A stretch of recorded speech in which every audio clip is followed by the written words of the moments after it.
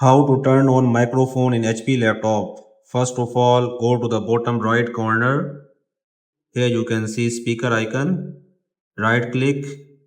Here you can see sound settings. Click on open sound settings.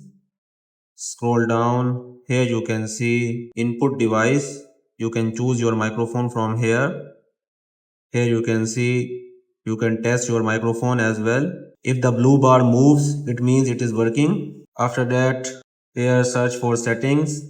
Click it here. Click on privacy. Scroll down. Here you can see microphone. Click it here. Toggle this on. Allow apps to access your microphone. Also enable for the apps that you want to use the microphone for. Let's say I want to use it for OneNote for Windows 10. Turn it on. You can use it with any app. If the microphone is still not working, right click on the start. Here you can see device manager. Click it here. Expand audio inputs and outputs. Right click on the microphone.